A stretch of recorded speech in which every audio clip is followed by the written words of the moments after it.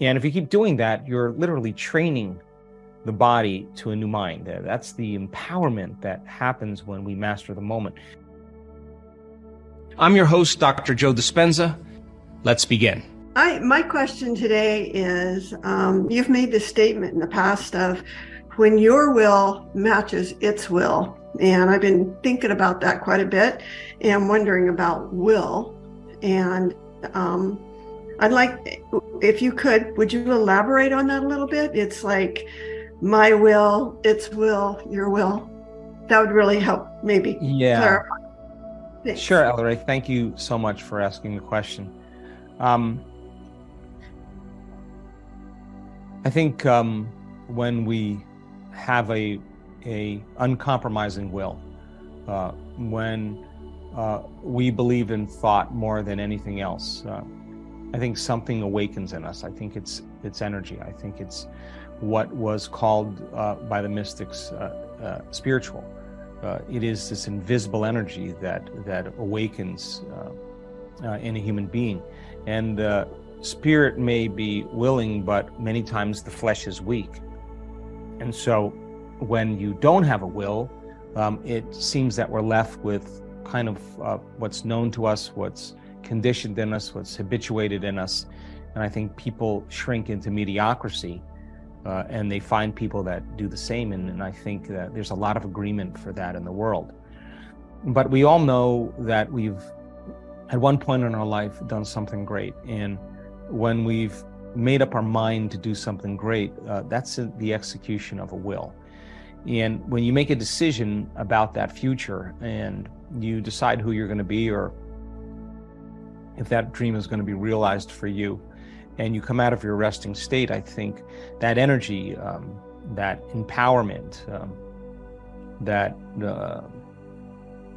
kind of internal fortitude, I think is the engine that drives our dreams into reality. And the stronger you feel that, the more you remember the decisions. So to me, that is a strong sense of will. Now, how can it be used? Well, in this work, if you're going to move that energy, as an example from the last question, if you're going to move that energy that's sitting in the body, that is stored in the body as the mind, if you're going to liberate guilt or fear or suffering or pain, you got to execute a will that's greater than that conditioning, greater than that programming.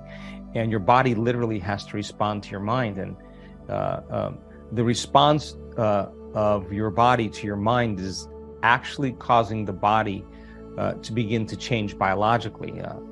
And so do that every single day. And I think in time, your will starts to create a reality. Now, I don't think that creating matter to matter is the only way to create. I think you can create from the field instead of from matter. And I think that there is this energy that exists within us, this innate intelligence that is kind of wise, that it knows. And in fact, we have data now that kind of suggests that this is the truth. So it is a will that's keeping your heart beating, and that's digesting your food, that's breaking down that food, that is, in a sense, it's giving you life. And if it wasn't that way, if you didn't want to live one day, or you didn't feel good, or you chose to think all kinds of unhealthy thoughts, if it wasn't wise enough, many people wouldn't be alive today. And so there's this kind of will that it shows up and gives us life every single day. And so when I say, when your will matches its will, when your mind matches its mind, when your love for life matches its love for life, it answers the call, because it is literally the giver of life. And so when I studied spontaneous remissions from diseases, this was one of the things that I noticed in people, that they believed that there was this kind of intelligence within them that could actually do the healing. And so, but you can't go half in. And I think when when you really show up and you go all in, your will and its will becomes one. I think you can begin to produce an outcome in your life. And a lot of people in this work can philosophically say, wow, that sounds right to me, that I believe in this information. I saw the testimonials, but they may not actually believe that it could work for them. And so in order for them to prove to themselves that they could actually heal, they need a will.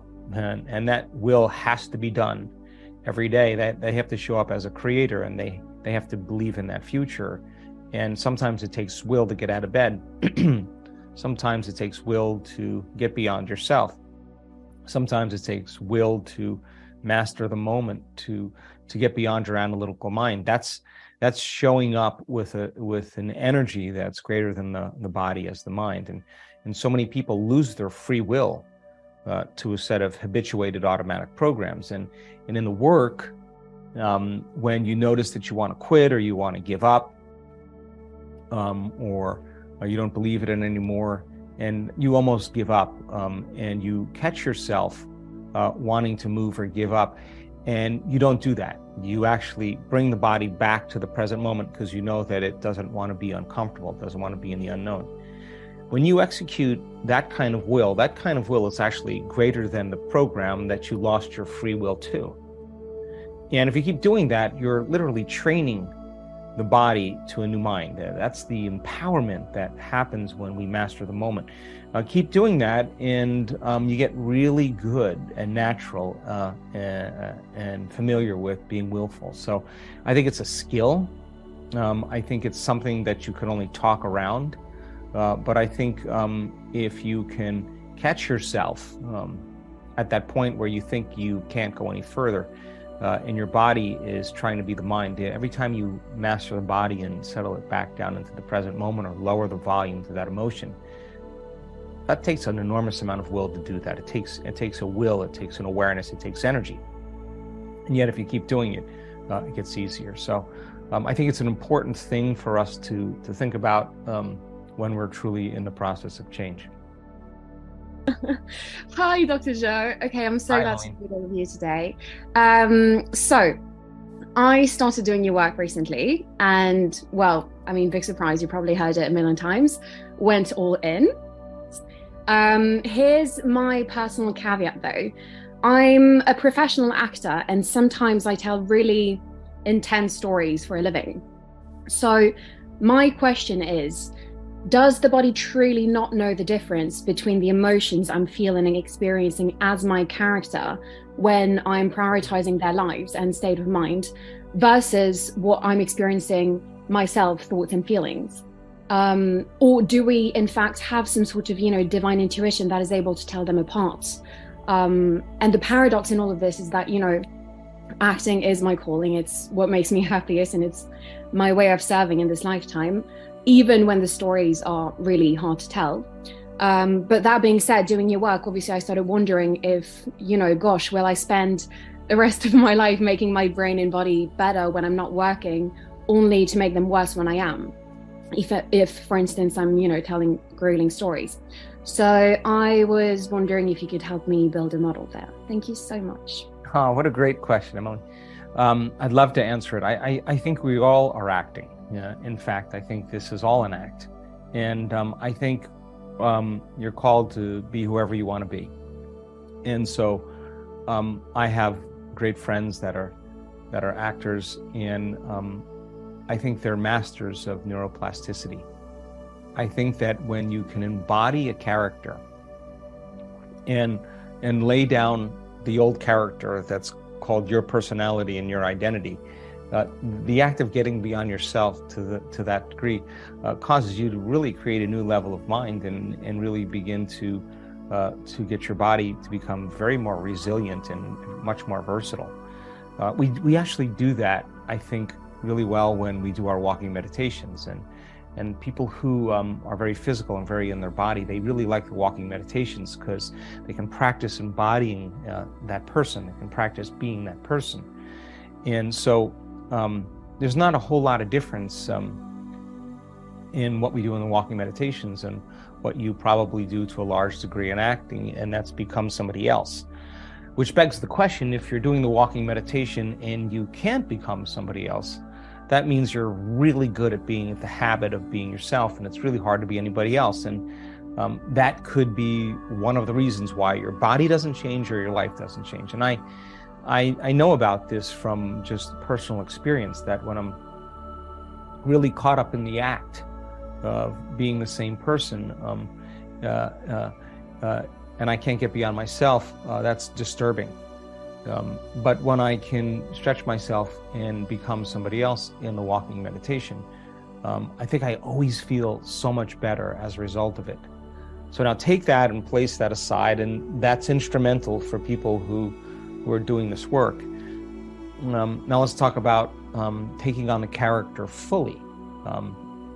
And I think there's a distinction between becoming that character completely in your life and becoming that character to really fully lay down the other character and take the value of or the essence of who that character is and take that part with you. In other words, if you develop a good habit, take that good habit with you. If you have to act and become somebody who's in a lot of pain, who are suffering a lot, know that you've suffered enough and you've been in pain enough in your life that you could easily become this character. But when you're done with that act, you can go back to being the person that you are. Now, I think there's so much value for an actor to truly embody the character to such a degree that they have an enhancement to their personality, to their character. And I think that can work for us in really wonderful ways.